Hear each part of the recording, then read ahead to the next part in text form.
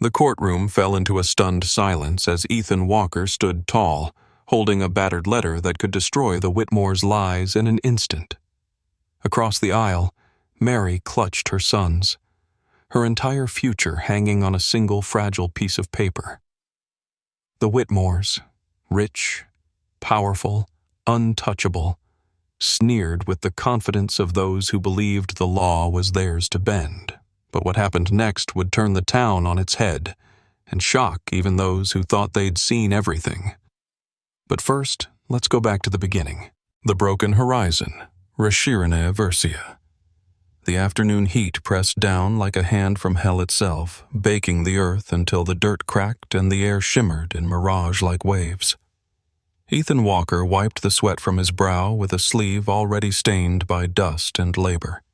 His hands, rough as sandpaper and scarred from years of wrangling cattle and mending fences, worked methodically over a broken post, the hammer striking with the rhythmic certainty of a man who knew no other life.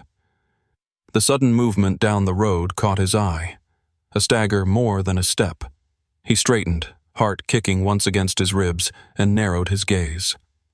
A woman and two boys, coated in dust like relics lost in a sandstorm, dragged themselves forward. There was no wagon, no horse, just raw will keeping them upright. Ethan tossed the hammer into the dirt and started toward them without thinking. Instinct moved him faster than reason ever could. The woman, barely more than a wraith in a torn dress, braced herself as he approached, gathering her boys close with an exhausted ferocity that reminded Ethan of a mother wolf, beaten but not yet broken. "Ma'am," he said gently, tipping his battered hat back to show his face, his voice low and steady as a prairie river. "You look like you've been rode hard and left worse." The older boy, thin to the bone but with a stubborn set to his jaw, lifted a stick of an arm between Ethan and his family, as if daring him to try something. Ethan met his gaze, not with dominance but a quiet respect, and after a tense breath, the boy's arm wavered, then fell. The woman's voice was rasping, parched beyond decency. Mary Whitmore," she managed. Her gaze dropped to her boys. "Jacob, Sam." Up close, Ethan could see the bruises, a faint purple along Mary's collarbone, a raw scrape on Jacob's temple, blistered soles on Sam's bare feet. These weren't just victims of bad luck. These were the scars of deliberate cruelty. He nodded once, sharp and sure, and gestured toward his house. "Got water. Got food. Y'all come on." No one moved at first. Pride is a hard thing to swallow, even when you're dying. But desperation cracked it like a dry branch. Mary gave a slight, almost imperceptible nod, and together they stumbled toward shelter. The house creaked in the hot breeze, the porch sagging like an old man's shoulders. Inside it smelled of sweat, wood smoke, and something stewing slow on the stove. Ethan filled 3 chipped mugs from the rain barrel he kept inside for the worst drought days. The boys drank like pups at a spring, barely breathing between gulps. Mary, ever the mother even in her collapse, sipped slowly, her hands shaking too much to lift the cup without spilling. As they ate, beans and beef stew so plain it wouldn't have tempted a dog, Mary's story unfolded, half in words, half in the hollow look in her eyes. Her husband, Tom, a decent man killed when the old mineshaft gave way. His parents, seeing opportunity in tragedy, had declared Mary a burden, an outsider.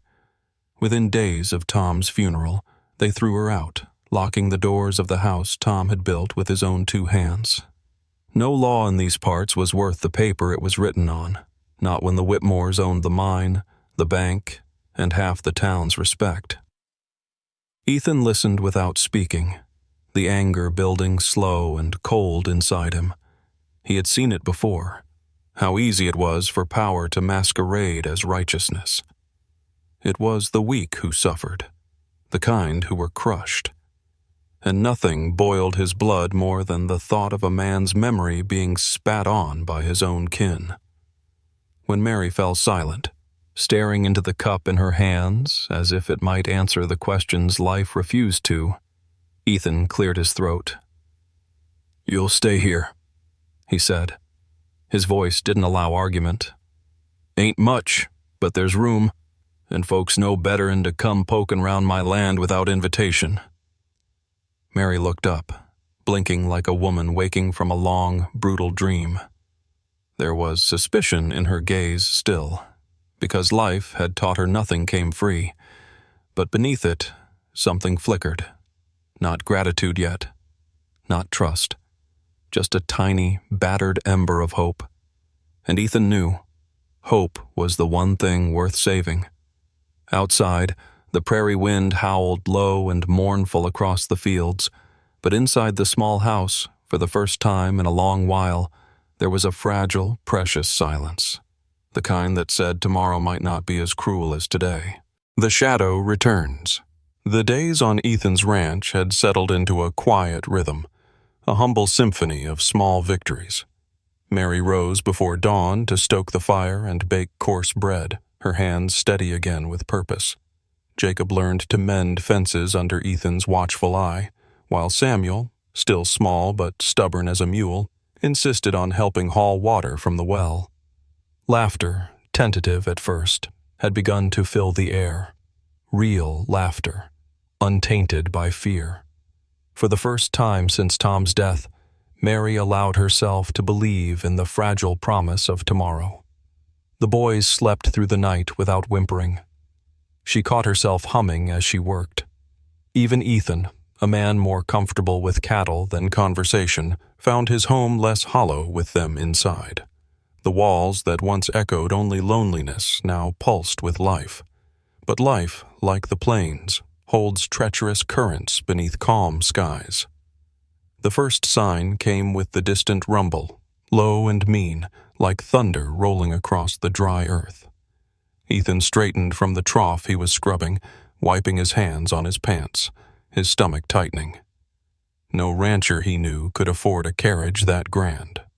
Dust boiled in the carriage's wake as it tore down the hardpan road, black lacquer gleaming even under the bruised light of evening. Ethan moved first, standing square in front of the house. Mary appeared in the doorway, instinctively pulling her boys behind her skirt. Her face had gone pale, the little color hard won over weeks draining away in a heartbeat. The carriage halted, and the door swung open with theatrical violence. Gerald Whitmore stepped down, his paunch straining the seams of an expensive suit, his mustache twitching in disdain. Charlotte followed, her mouth pursed in a permanent sneer, a vulture dressed in silk. Mary's fingers dug into the fabric of her dress, knuckles white. The mere sight of them seemed to suck the warmth from the air. Gerald's voice boomed across the yard, oily with mock civility. "Come now, Mary. Time to stop playing pioneer woman and return what you stole." Ethan didn't move. His jaw tightened until the bones creaked. He caught Mary's quick intake of breath, saw the terror she tried to choke down for her son's sake. Charlotte's gaze swept over the scene, the patched clothes, the boy's bare feet, and her lip curled. "Street rats," she hissed just loud enough. "Raised like mongrels." Hatred flared so hot behind Ethan's ribs that it was a wonder the ground itself didn't scorch. He saw the truth plain as day. This wasn't about any deed. It never had been. It was about dominance, pride, the need to grind Mary under their heels for daring to survive without their permission. He stepped forward then, slow and deliberate, the leather of his boots creaking against the dry dirt. His shadow fell long across the yard as the sun dipped toward the hills, and for the first time, Gerald and Charlotte hesitated. There were lines a man like Ethan Walker didn't let others cross, not without consequence. And Mary Whitmore, standing there clutching her boys with the last shreds of her battered dignity, was no longer alone. The Whitmores had brought their storm, but they had forgotten. Some roots, once buried deep enough, don't break in the wind. They fight back. Fire and iron. The dawn broke hard and colorless over the plains, a smear of gray light barely pushing back the darkness. Ethan Walker pulled his coat tighter against the bite of the early chill, his jaw locked in grim determination. Every muscle in his body ached with a familiar tension, the kind he hadn't felt since the last time he fought for something worth bleeding for. Mary sat in the wagon bench, her face carved from stone. Her hands gripped the boy's shoulders, holding them close, her knuckles white under the strain. Jacob, already tall for his age, stared straight ahead with a soldier's hollow-eyed calm. Samuel, smaller, kept glancing up at Ethan, drawing strength from the man's quiet steadiness.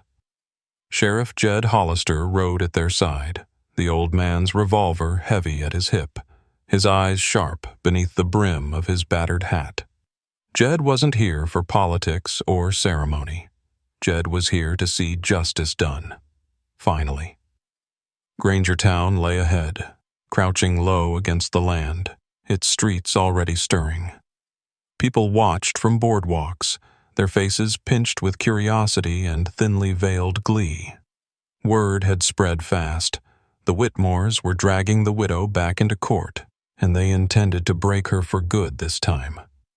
The courthouse squatted at the end of Main Street, a sullen block of weathered timber and cracked stone.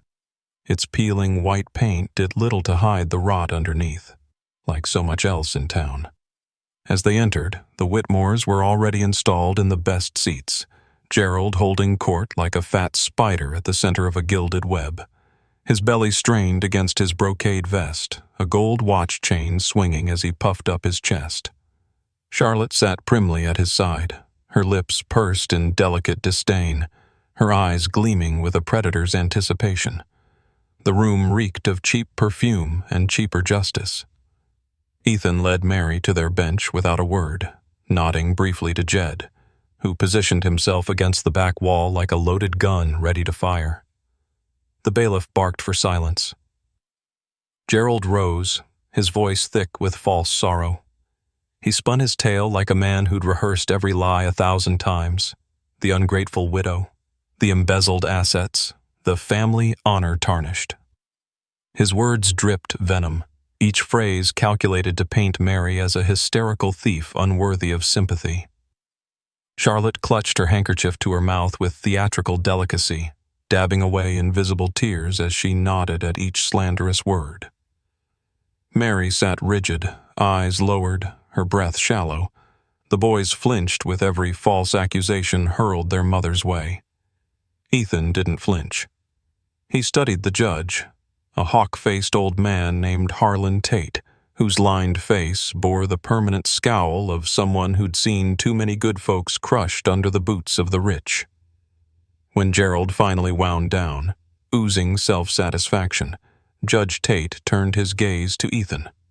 Slowly, deliberately, Ethan rose. He reached into the inside pocket of his coat and withdrew the letter. A single page, yellowed at the edges but still strong, the ink steady despite the wear of the road. Without a word, he crossed the floor and handed it to the judge. A hush fell over the room, thick as smoke.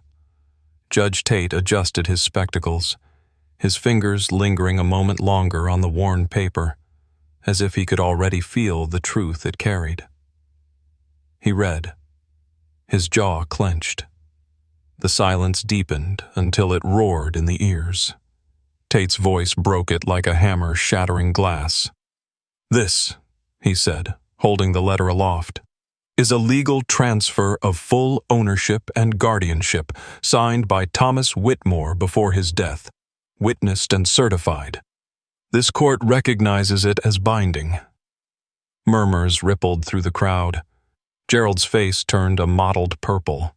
Charlotte gasped, clutching her chest in a parody of shock. "And furthermore," Tate continued, his voice sharpening to a blade, "I find the plaintiffs, Gerald and Charlotte Whitmore, guilty of perjury and attempted fraudulent seizure of assets." The gavel slammed down. Once, twice, final. Panic seized Gerald. He lurched forward, blustering about family honor, about being tricked. But the sheriff's deputies were already moving, their hands firm on his arms. Charlotte's shrieks echoed off the rafters as she clawed at her husband's sleeve, her composure shattering like cheap porcelain. Mary pressed her hands to her mouth, silent sobs racking her thin shoulders.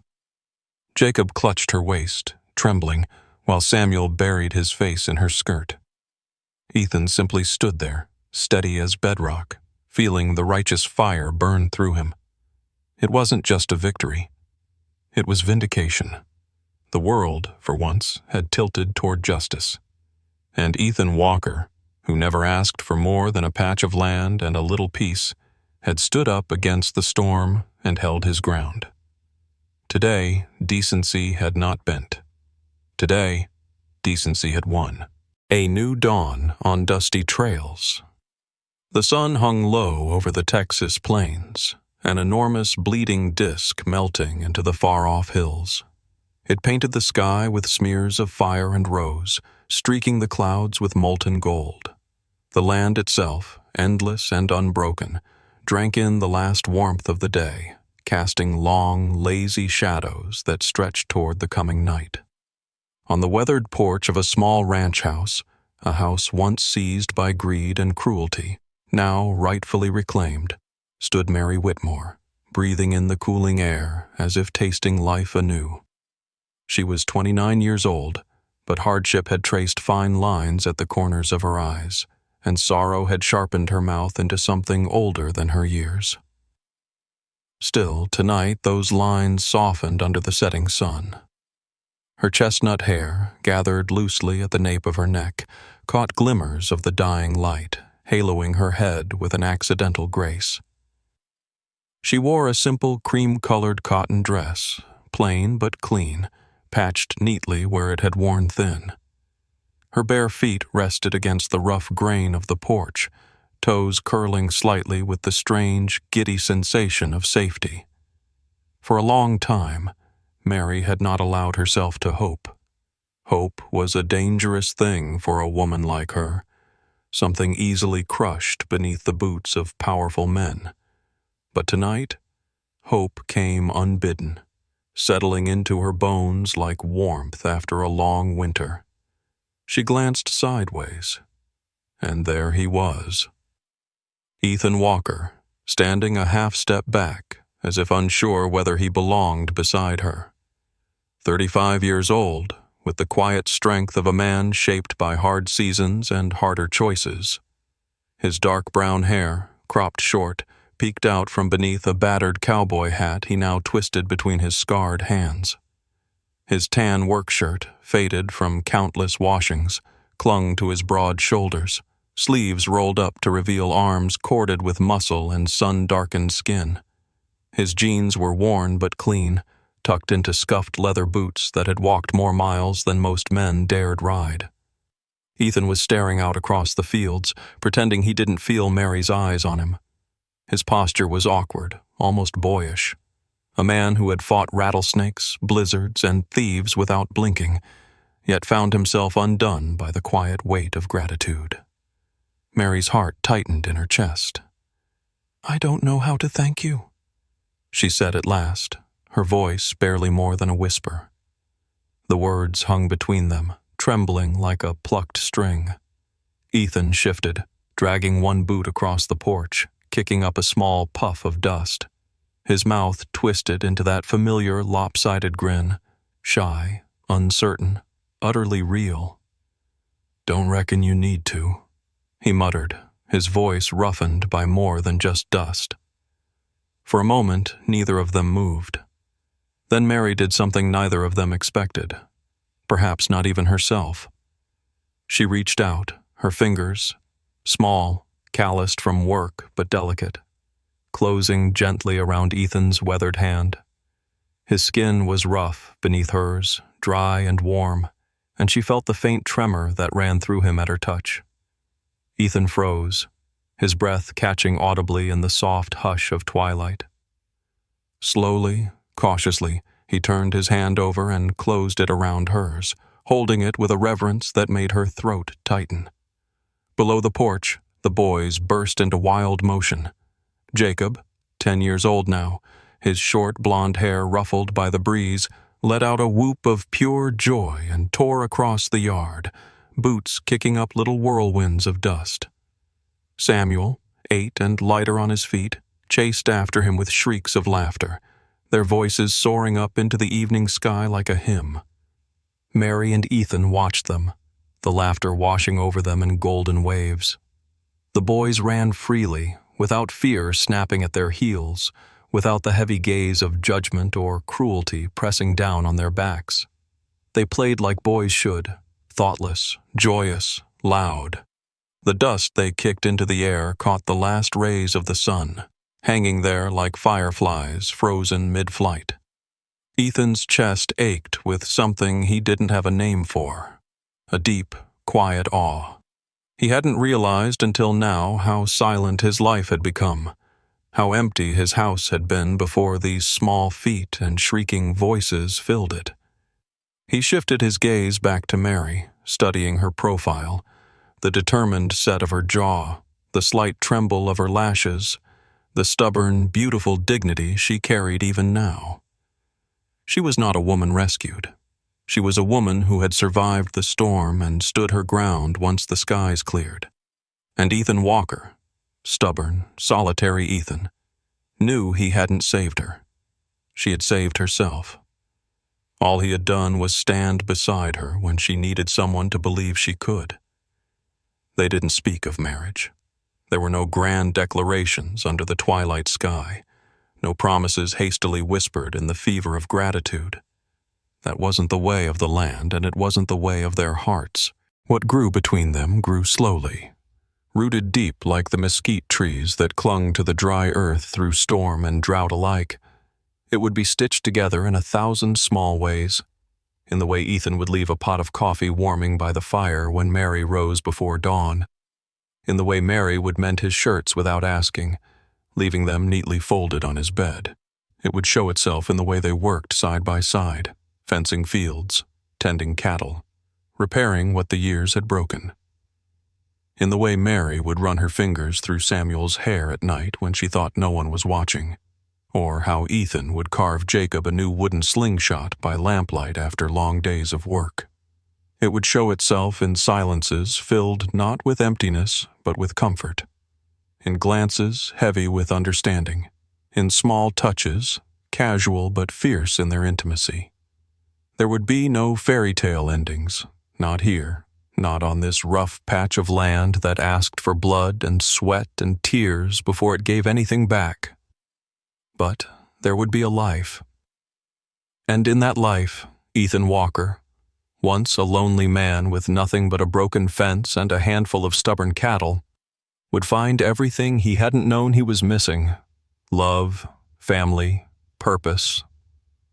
The porch creaked softly as Mary leaned her head lightly against his shoulder. Ethan let out a breath he hadn't realized he was holding and turned his face toward hers, the brim of his hat brushing her hair. Above them, the stars began to prick into existence, faint at first, then bolder, threading silver across the deepening sky. A coyote howled somewhere far off, a mournful, lonely sound. But here, on this porch, there was no loneliness left to answer it. Only the low murmur of the boys playing, only the rough pulse of hearts still learning how to beat in time with one another, only the slow, quiet promise of a life hard-earned and harder kept. And under that endless, watchful Texas sky, where dreams were too often dust in the wind, Ethan Walker and Mary Whitmore, survivors, fighters, builders of their own fragile happiness, stood together. Justice, long delayed, battered and bloody, had found its place at last. And this time no one would take it from them. Take,